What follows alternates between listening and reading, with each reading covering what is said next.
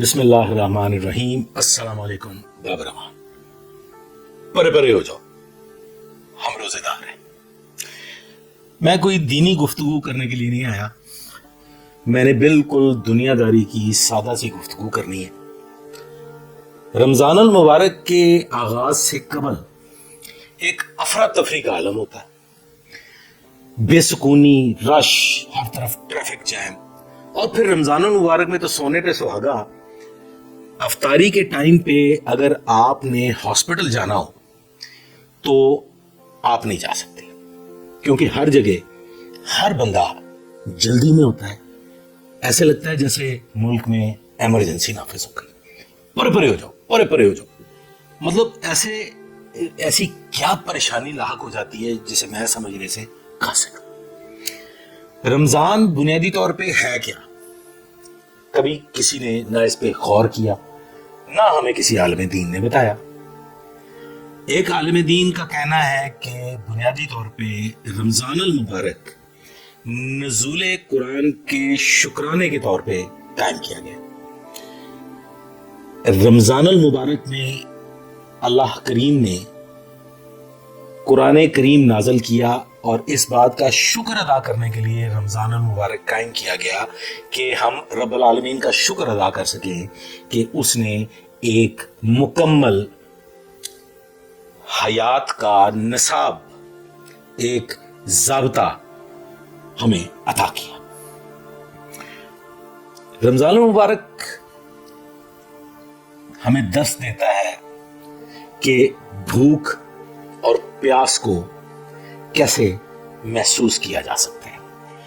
رمضان المبارک میں آپ سحری کرتے ہیں اللہ کے حکم کے مطابق، اور پھر اس کے بعد اللہ کے حکم کے مطابق افطار کرتے ہیں، تو ایک ڈسپلن جو ہے وہ ہمارے اندر قائم ہونا چاہیے کہ ہم نماز اذان ہوتی ہے، اس میں کچھ آگے پیچھے وقت ہو سکتا ہے ماں سوائے مغربین کے، لیکن سحر اور افطار کے مقررہ اوقات بالکل ہمیں ایک سولجر لائک ڈسپلن کا درس دیتے ہیں۔ لیکن ہم رمضان المبارک میں جتنی خرافات سے گزرتے ہیں اور جتنے انڈسپلنڈ ہوتے ہیں، شاید ہی عام ایام میں ہم اتنے انڈسپلنڈ ہوں۔ اب آ جائیے دسترخوان پہ۔ تو رمضان المبارک میں ہمارے کھابے جو ہیں، وہ ہم جو ککڑ پاڑ اور گوشت خور لوگ، ہمارے دسترخوان دگنے نہیں تگنے ہو جاتے ہیں۔ ہم اتنا بے تحاشا خرچ کرتے ہیں ماہ رمضان میں کہ وہ اس کی روح مردہ ہو جاتی ہے۔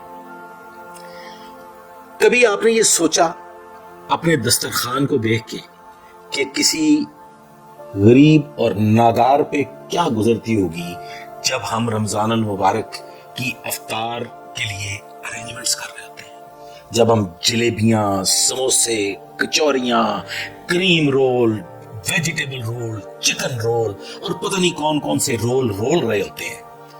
کبھی کسی نے سوچا کہ یہ خوراک، یہ کھابے شاید کئی پرسنٹ لوگوں کے وہم و گمان سے بھی نہیں گزرتے، اور 12 مہینے بھوک کاٹنے والے لوگوں کے دل پہ کیا گزرتی ہوگی۔ حساب لگائے تو ہمارے دسترخوان جو ہے وہ اگر 30 دن آپ اس کو کیلکولیٹ کر لیں تو وہ 30 دن کا دسترخوان کسی ایک غریب کی بیٹی کی شادی کے کھانے کے برابر ہو جاتے ہیں۔ ہم ہر رمضان میں 5 سے 7 کلو وزن جو ہے وہ بڑھا لیتے ہیں، جبکہ میں یہ سمجھتا ہوں کہ ہم تمام دن بھوکے اور پیاسے رہتے ہیں، اور اگر ہم روزمرہ روٹین کے مطابق اگر کھانا کھائیں، صبح سحری کریں، شام کو افطار کریں، اور اپنے نبی اکرم صلی اللہ علیہ وآلہ وسلم کی پیروی کرتے ہوئے سحر اور افطار کے ارینجمنٹس کریں، تو ہمارا وزن 5 سے 7 کلو کم ہو جانا چاہیے۔ ہم لوٹ مار کا بازار گرم کرتے ہیں اور اشیاء ضرورت کو دگنا نہیں تگنا نہیں 4 گنا بڑھا دیتے ہیں۔ دیگر مذاہب میں اور دیگر ممالک میں ان کے تہوار پہ قیمتیں 50% نہیں 70% کم کر دی جاتی ہیں، لوٹ سیل لگ جاتی ہے۔ لوگ پورا سال تہوار کا انتظار کرتے ہیں کہ جب تہوار آئے گا تو ہم خریداری کریں گے، اور یہاں ہم جو بیچارے نادار لوگ ہیں وہ یہ سوچتے ہیں کہ رمضان قریب ہے، لہٰذا پہلے کسی سے تھوڑا قرض لے کے اگلے مہینے کا راشن بھی لے لیا جائے، کیونکہ رمضان میں راشن 3 گنا مہنگا ہو جائے گا۔ ہم 335 دن کی کمائی ان 30 دنوں میں کر کے غریب کے منہ سے جو نوالا نوچ لیتے ہیں، جو نوالا چھین لیتے ہیں، ہمیں اس کا نہ کبھی احساس ہوا نہ ہوگا۔ خواتین و حضرات، اسلام پک اینڈ چوز نہیں ہے۔ اسلام میں کچھ یہ لے لو یہ چھوڑ دو، اسلام ایک پورا پیکج ہے۔ اسلام ایک ایسا پیکج ہے کہ جس میں حرام اور حلال کی تفریق بالکل واضح طور پہ کر دی گئی ہے۔ میں کوشش کروں گا کہ اس حوالے سے میں آپ کی ملاقات اپنے ایک محبوب دوست سے کرواؤں اور آپ تک وہ پیغام پہنچا دوں جو کوئی عالم دین ہم تک نہیں پہنچاتا۔ اسلام ایک مکمل پیکج ہے جس پہ میں بھی عمل نہیں کرتا۔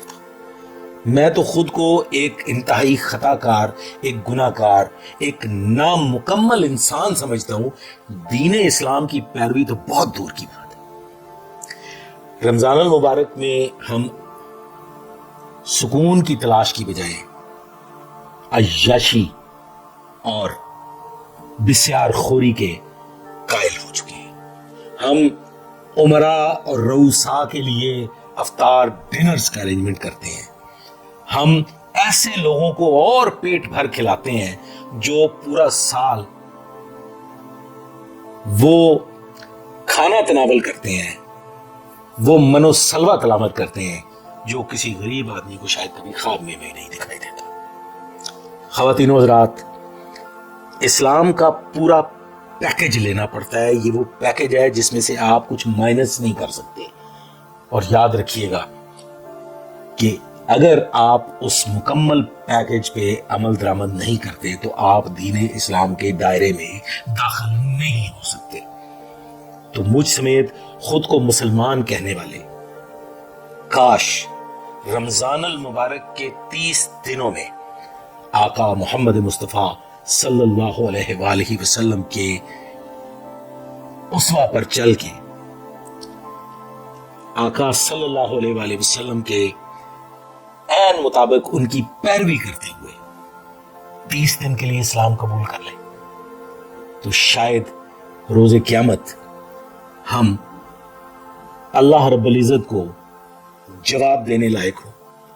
ہم بوقت حساب یہ کہنے کے لائق ہوں کہ ہاں، میں نے اپنی زندگی میں فلاں دن نبی اکرم صلی اللہ علیہ وآلہ وسلم کے بتائے ہوئے پہنچائے ہوئے دین پہ عمل کیا تھا۔ کاش، اس کاش کے ساتھ ہی آج کا یہ ویلاگ اپنے اختتام کو پہنچا۔ آج تک کے لیے بس اتنا ہی۔ آئندہ کے لیے میرے ساتھ رہیے گا، دعا میں یاد رکھیے گا۔